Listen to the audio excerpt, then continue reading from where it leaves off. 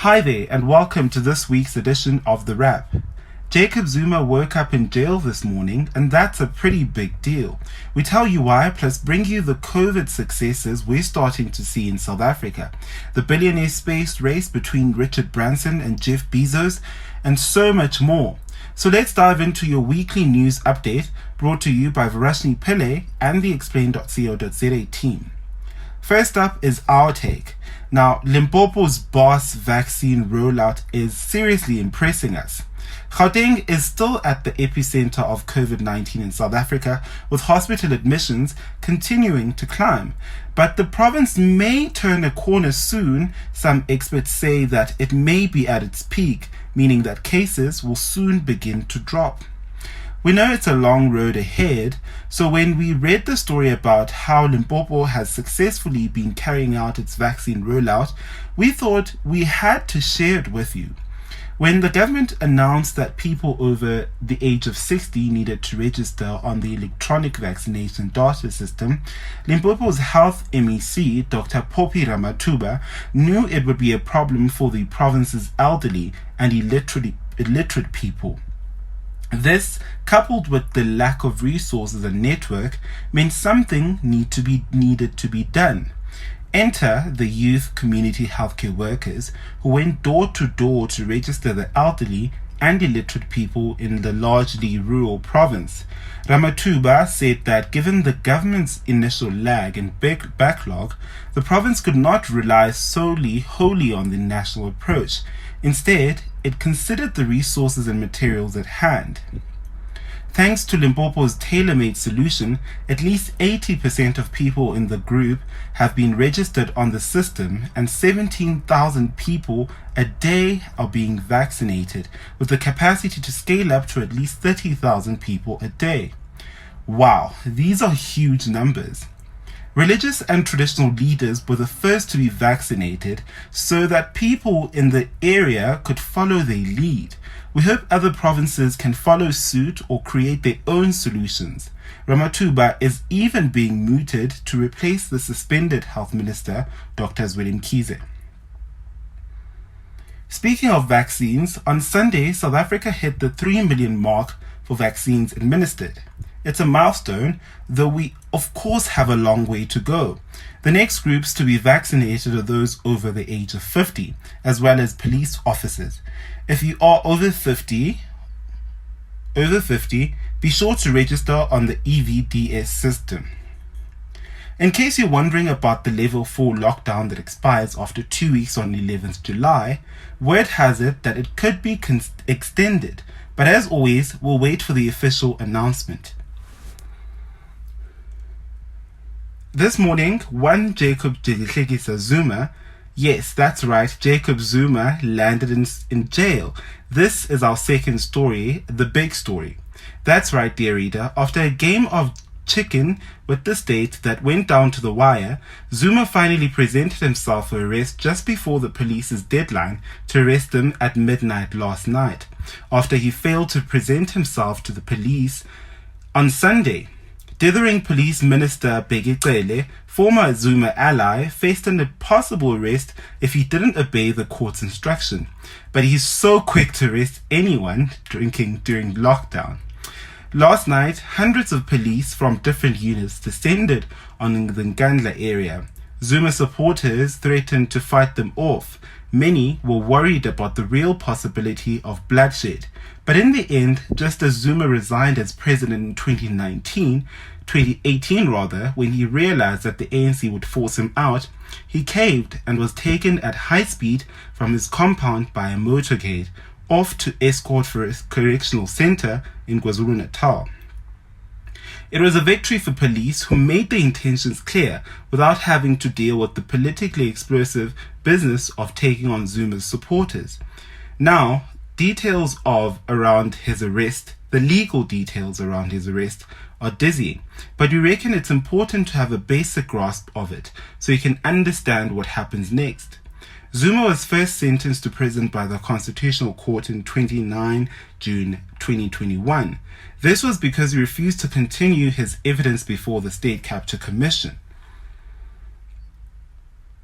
Zuma's team tried to separate the legal tactics to keep him out of jail. Two separate legal tactics to keep him out of jail. Both are still ongoing. First, he asked the Constitutional Court for a rescission of its sentence. This isn't the same as an appeal, as one can't appeal the Constitutional Court ruling, but rather an argument to set aside the judgment. His team is saying he didn't have money to defend himself the first time around. Lol. He had the money for numerous other legal delaying tactics, so we're not buying that case entirely. The Con Court is due to hear that next week, Monday. Secondly, his team simultaneously asked the High Court in Pietermaritzburg to stay or stop the police from arresting him until the Con Court made its decision. That hearing was live streamed on the 6th of July and was very entertaining, if only to watch Zuma's advocate, who happens to be the EFF's Darlene Bofu, go around in circles for hours before an unimpressed judge, while his opponent, the legally brilliant advocate Ngai Toby, neatly laid out that the court had no jurisdiction to make such a decision. That judge reserved his judgment till Friday, so expect to hear what he says tomorrow, though it's a bit of a moot point now that Zuma is in jail. After Monday, we'll hear what the Con Court says, but experts think it's unlikely that the justices will change their minds. If they do, Zuma would have at least spent 6 nights in prison. If they don't, he will only be eligible for parole after serving between 3 and 4 months in prison. His separate arms deal corruption trial is also set to continue later this month. But the real story here is that this momentous arrest means for the country. Very few former heads of state have gone to prison while their party is still in power.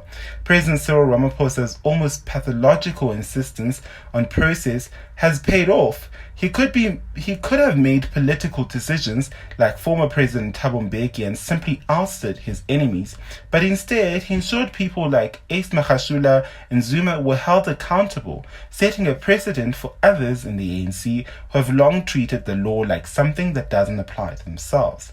In short, it's been an incredible week for accountability. Now, let's turn to our briefs with The Billionaire versus Billionaire, a space opera. It's the most absurd billionaire version of Race to be First.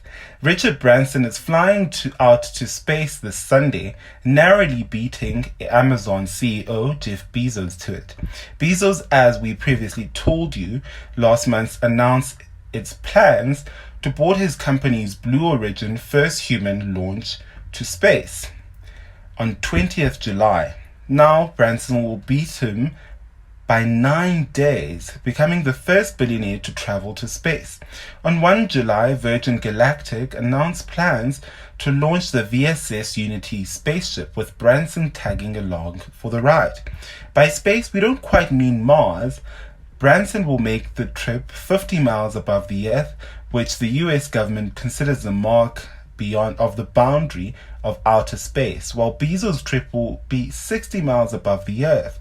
However, Virgin Galactic CEO Michael Colglazier insisted this was no competition. There's nothing about a space race or who goes first that played into this. We do our test flights when we're ready to fly them, he said. Meanwhile, this past Monday marked the date that Bezos, aka the richest person in the world, retired as Amazon CEO, age 57, and with $196 billion in his pocket. Must be nice, hey? Hopefully, working conditions will improve for the thousands of Amazon warehouse employees who live on food stamps and toil in poor conditions. Our fourth brief now. Yes, the sea actually caught fire. Spare a thought for any songwriters who've ever borrowed poet E. Cummings' beautiful phrase, "Trust your heart if the seas catch fire." It's no longer just a powerful, if hyperbolic, expression of unending love. The sea officially caught fire. Thanks, pollution.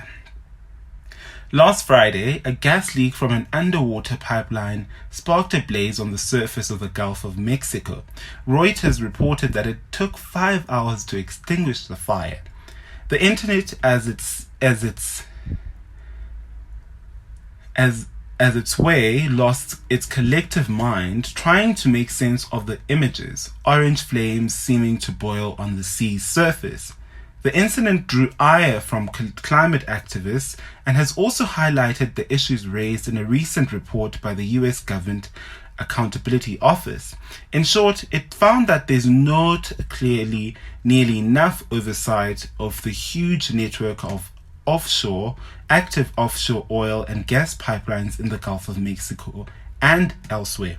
Hopefully, though, some corporate accountability is coming. The Wall Street Journal reported that this week, some of the world's largest oil companies have been ordered to pay part of a $7.2 billion tab to retire hundreds of aging wells in the Gulf of Mexico that they used to own, capping a case that legal matters experts say is a harbinger of future battles over cleanup costs.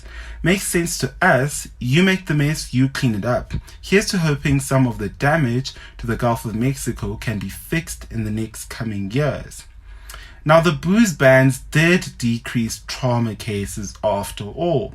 South Africa's liquor bans have been super controversial, but anecdotal evidence when they kicked in showed that trauma cases dropped during the bans, freeing up much needed hospital beds, healthcare worker capacity.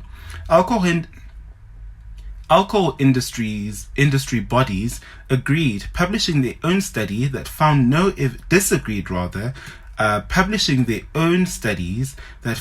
evidence the drop in deaths was due to the ban. But a newly released study proves them wrong. The Medical Research Council with the UCT actuaries on rigorous study looking at the period from the end of December 2019 to April 2021. Lead author Professor Tom Moultrie says the findings show a significant decrease in unnatural deaths related to trauma injuries, people dying in crash cars, suicide, and murders when the sale of alcohol was banned. Such deaths were at about 50% lower than expected during the level 5 hard lockdown from March to May 2020, 26% lower than expected when the sale of alcohol was banned, with curfews between 4 and 7 hours. The correlation is pretty clear. COVID aside, this is startling.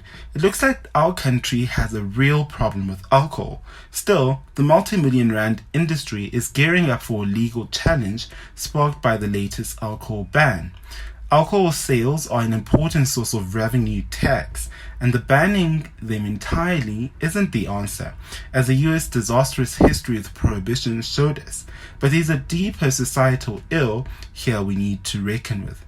Alcohol is literally killing South Africans. Adulting 101. The TRS payments.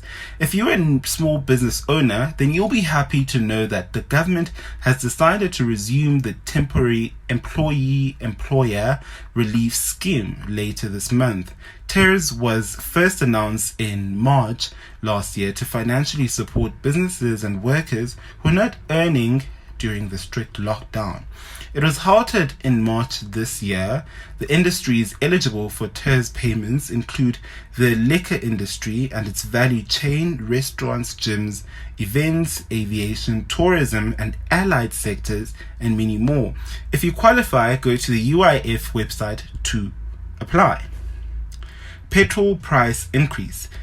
Now, you may have noticed an increase in petrol prices.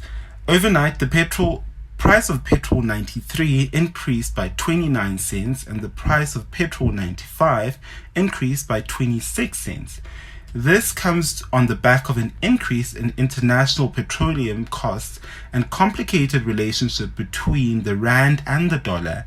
It's the steepest increase of petrol yet, but hopefully you're working from home. Rooibos joins the big leagues. Would you like champagne, Irish coffee, or rooibos tea? Yep, they're in the same league now. Our favorite our very own rooibos tea has become the first food in Africa to receive approval for registration under the status of the international protection from the European Union. Rooibos can now use the protected designation origin logo. So, if your red bush tea isn't grown in the designated rooibos growing regions in South Africa, sorry for you, it's not quite rooibos. The wage gap for SA cricketers has been revealed, and it's shocking. What is it with South African cricket and racism? Last year, some white players lost it when their black counterparts, like Lungisani Ngidi, chose to kneel in solidarity with Black Lives Matter protests. This was followed by several former players, such as Makhaya Nkidini, sharing their own experiences with racial discrimination within the sport. And so, Cricket South Africa launched the SJN Net initiative in July in 2020 to tackle the ongoing racism claims. It is heralded as being the TRC of cricket in South Africa. This week, it saw its first hearing, and we got a glimpse of the shocking extent of institutionalized racism and sexism in the sport when it comes to the bottom line, what people are getting paid. Former Cricket South Africa director Eugenia Kula Amiao was the first to testify and revealed that the widest earning gap exists between men and women. Kule Amiao based the following figures on averages calculated from the data she studied before a Human Resource Committee meeting, News 24 reported. By her calculations, she said men earned a monthly salary of 113,000 rands on average, compared to, wait for it, a third of that for women at 33,000. She alleges that even within the men's game, the discrepancies were extremely high depending on race. Again, by her calculations, white players earned about 150,000 rand, black players earning about 114,000, Indian players earning about just above 100,000, and colored players earning a measly 79,000 rand.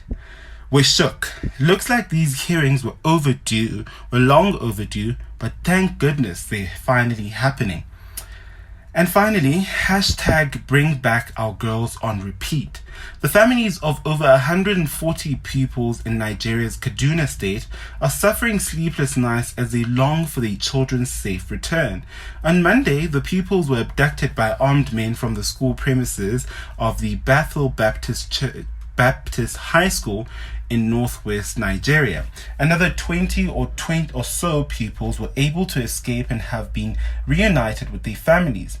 According to reports by Reuters, the attack on the school is the 10th mass school kidnapping in northwest Nigeria. Many of us will still remember the abduction of 276 young girls in Chibok in 2014. It led to the hashtag Bring Back Our Girls movement, which drew the support of global leaders, putting pressure on the Nigerian government to take action and end abduction by terror groups. More than 7 years later, these abductions rage on, and it's not just Boko Haram to blame. Many of the armed men who carry out these abductions have created a business of kidnappings for ransom. A Lagos-based political risk analysis firm estimates that nearly £18 million have been paid to bandits since 2011. That's it from us at The Wrap, a product of Explain.co.za's simple news summaries for busy people. Remember to share the love and tell your friends to sign up for updates at Explain.co.za. Till next time, goodbye from the team.